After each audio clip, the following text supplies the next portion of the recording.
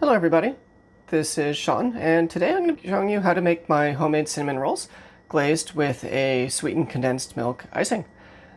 So stick around and hang out with me for a bit, and I'll show you how to make these. A little bit more complicated than my other recipes, but you can give it a shot. You'll be surprised at how good these are. To start the recipe, we're going to need to make a sweet dough.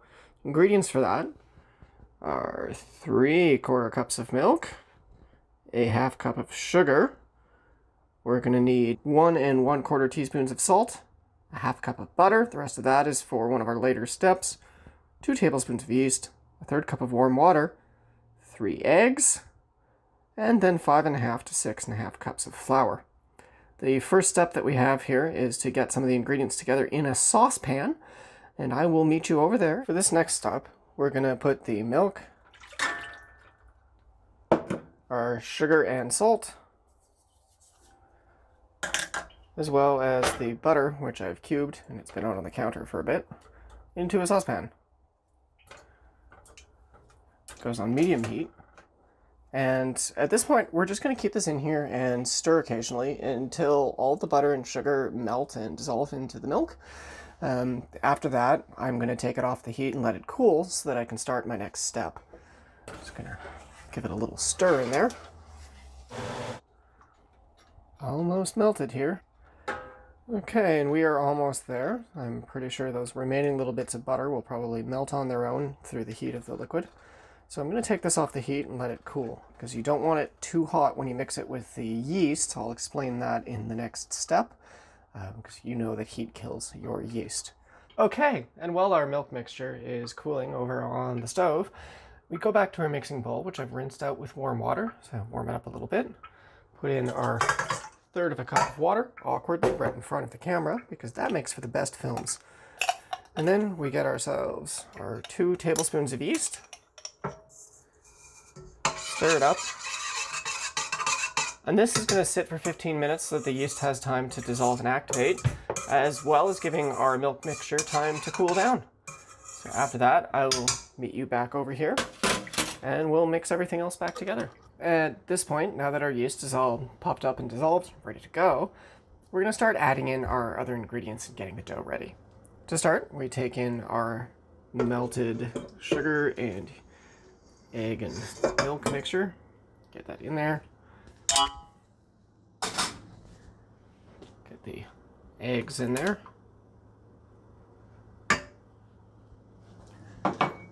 Then I'm also going to be adding in 5 cups of flour.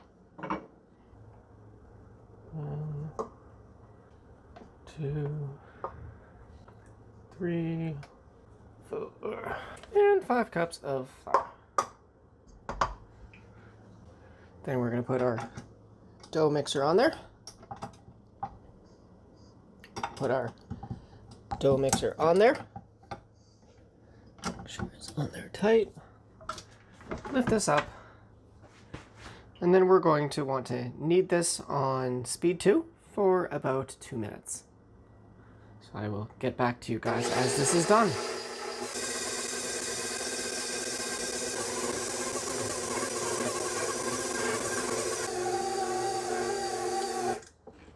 Okay, now that we've done about 2 minutes on speed 2, I'm going to start adding the remaining flour, half cups at a time, still mixing for about 1.5 minutes, or until the dough starts to clean everything off of the side.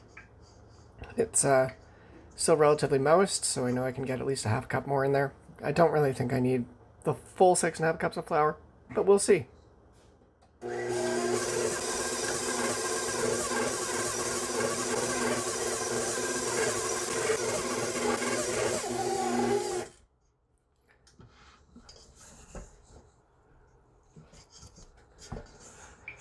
Okay.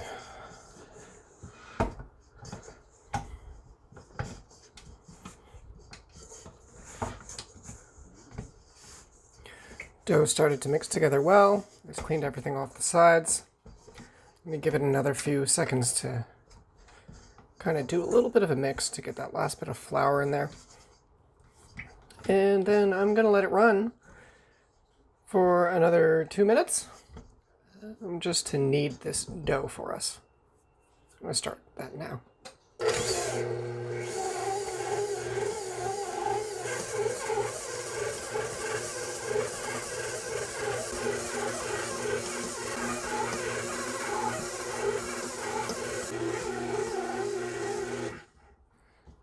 Okay, about 2 minutes there. My mixer is actually starting to heat up a little bit from how tough this dough has gotten.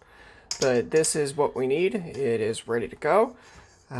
We're going to grease this bowl, put this back in it, cover it, and then let it rest for about an hour or until it's doubled in bulk before we can start our next step. Okay, after an hour has gone by, this has doubled in bulk. So I'm gonna get it out here, kind of deflate it. I'm going to roll it a little bit, but I'm not rolling it all the way out yet because I still have to make the filling, and it's going to need some time to rest because it will get tight with how flat I actually want to roll this thing out.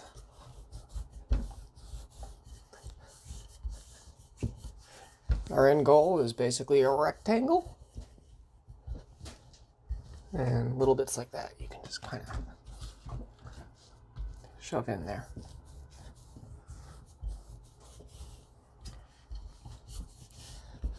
Okay. Dough smells sweet. Yeah, there's a lot of sugar in this dough, and the milk, which makes it sweet. You need a sweet dough when you're making a dessert pastry like this, because using just a savory dough would taste kind of wrong. I've got this mostly rolled out, but the dough is getting a little bit tough. It's getting harder for me to roll it out, and it's springing back more on me. So that means that I'm almost ready to move on to the other part, which is making the filling that I spread on this. Oh, this is hurting my wrists, and it's a lot of work, which is why I don't make these often. But we actually had some cinnamon buns the other day. They were fucking depressing. They were really sad. They were really sad. So my goal here isn't to make the world's best cinnamon buns. It's to make cinnamon buns that are better than the ones that you can buy at Superstore. Okay. We're going to let this rest for a bit. Then maybe go over it once more with the pin, just to make sure it's completely flat before we do our next step. Now I'm grabbing my bowl that I had this resting in, giving it a general wipe so there's no more oil left in there. I don't actually care about any other residue. So I'll meet you back at the KitchenAid and we'll start our next step. Okay, now that our dough is resting, it's time to start the filling in our same bowl that I used for the bread and did not bother cleaning. So we're going to take our sugars. That's 1 cup of brown sugar, 1 cup of white sugar. We've got a 1/4 cup of flour, just kind of a binder in there. Our flavor, just 2 tablespoons of cinnamon. The recipe actually called for 1.5, but I know from experience that they are really light on the cinnamon. And then we've got a 1/2 cup of butter that has been cubed and it's been sitting on the counter the entire time this bread's been raising, so I would call that softened. It's also all over my hands now. Okay, now that everything is in there, get our little paddle on there. Yeah, paddle for this time and not the hook. And raise up our little thing. And it will be time for us to beat this for a minute or until it's creamy.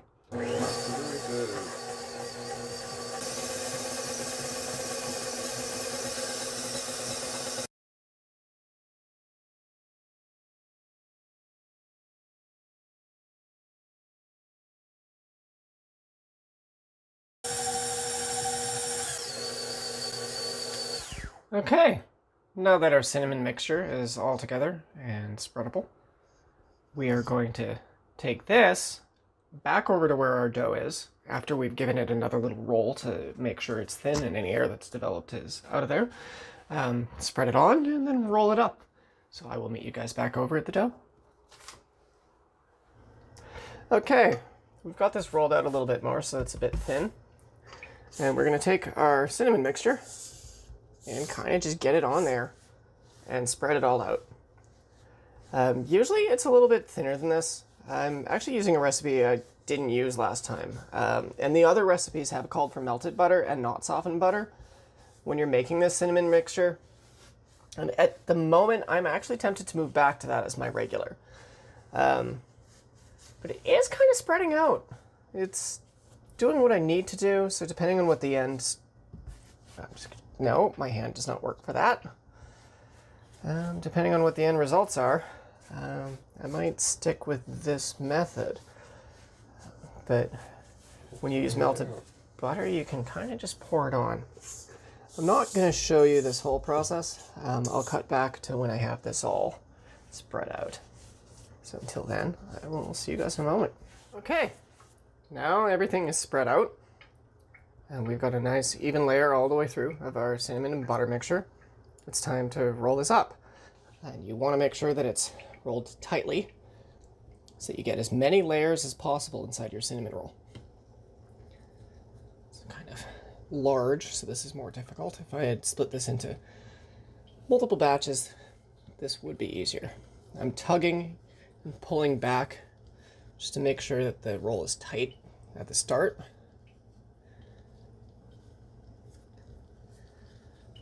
Okay, and then you can push it all the way up and tug every once in a while.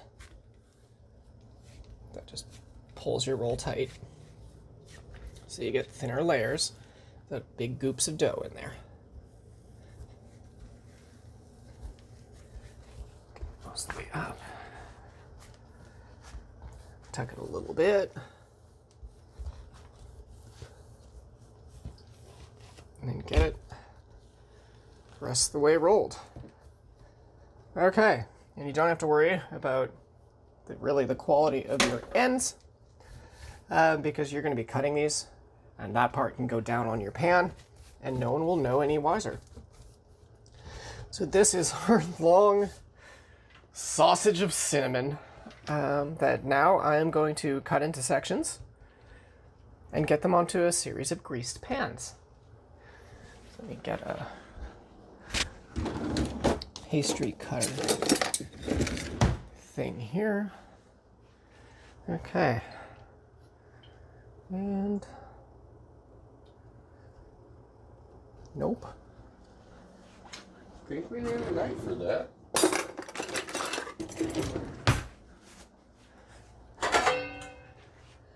One of my grease pans out and ready.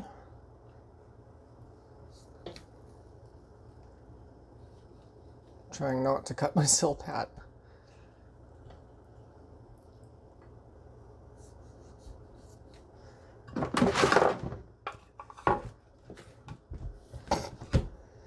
Wooden cutting board under this giant sausage. And you can see the tight roll that we got on that in there. We have pre-greased these pans with butter. Have not started preheating my oven yet because we will need to let these raise to puff up again and fill any of the extra spots. How long are we letting them raise? 45 minutes to an hour until these have basically doubled in size and kind of puffed out of the pan. So we're going to want the pan to be basically full. Yeah, that's basically what you're looking for, and you want them to look basically puffy and delicious. I lean towards, if you're in a warm climate, I would do the 45 minutes, and then if you're anywhere like we are in Canada, just stick with the hour, and if it's winter you might need longer, depending on how drafty your house is. Oh, I was thinking that we were probably going to need more pans. I had gotten my stove ready just in case, but I think other than having this one that doesn't quite fit, that I will make fit. There we go. We have our 2 pans of cinnamon rolls that I am now going to cover with a cloth and put in a draft-free corner for them to sit for 45 minutes to an hour. And then we'll get back to you when it's ready to cook. And there we go. After an hour, these things have doubled in size and really puffed up. And they are going to go into our 350-degree oven for 20 to 25 minutes. So until then, I'm just going to be waiting and smelling some delicious cinnamon while salivating. And, well, actually, I'm going to cut into making some glaze that will go on these as soon as they are done in the oven. Okay, these are now done in the oven. They cooked for 25 minutes in there. They're nice and crispy at the top, and some of them have actually puffed out. The other pan is actually a little bit hilarious with how much it puffed up. And has given us basically some cinnamon cones. So I'm going to get these out of the pan and onto the cooling rack as fast as possible. And then after that, I'll make the icing. We're on the case with Deborah. Deborah, do you have anything to say about these delicious cinnamon buns?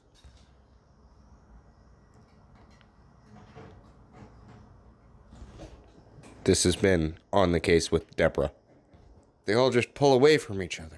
Okay, now I'm going to quickly make a glaze to go on top of it. You want to apply this while they're still warm. To do that, I'm going to take 2/3 of a cup of icing sugar into my mixer. Got 1/3 of a cup of sweetened condensed milk. Pour that all through there.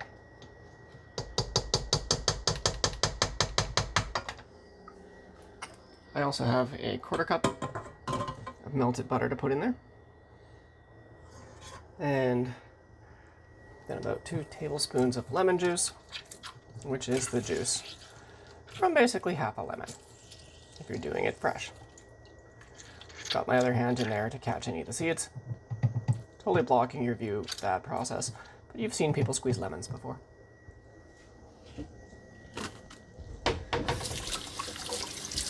And I need some cinnamon and some vanilla extract as well. Supposed to use about 1 teaspoon of vanilla extract. And they call for 1/8 of a teaspoon of cinnamon, which is really, really low for what I like in cinnamon buns. Now that we've done that, I'm just going to beat this mixture until smooth. And then I will meet you back at the cinnamon buns where we just pour them over and we're pretty much done.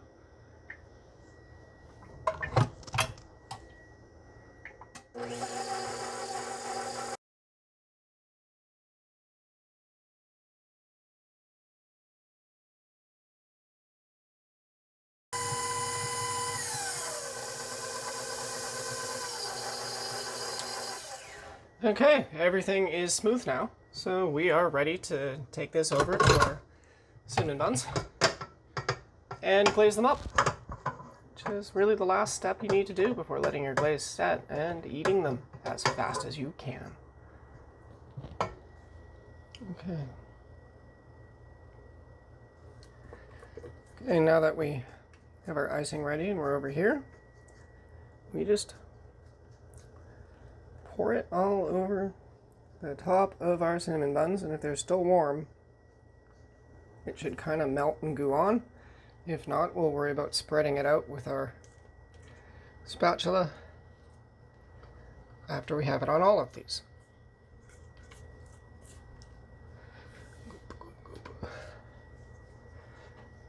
If you run low, you can always scrape whatever ends up going through your grate and use that to get the other ones. Because I did not measure this well at all. And some of these have a lot of icing, and some of these have very little icing. But I can spread it and take some of the extra and move it over to the other guys. I think this guy's got way too much, so this guy gets some.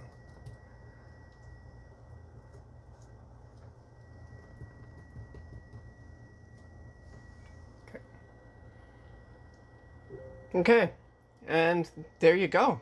We're done icing our cinnamon buns, and they're ready to eat. They're best served warm. I would recommend eating them all within a day if possible. If not, they do start to get stale. You can keep them in an airtight container. Either way, I hope you enjoyed our How to Make Cinnamon Buns video. Like, subscribe, share with your friends and all that stuff. And have yourself a wonderful night. Now I'm going to tuck into some cinnamon buns. Bye.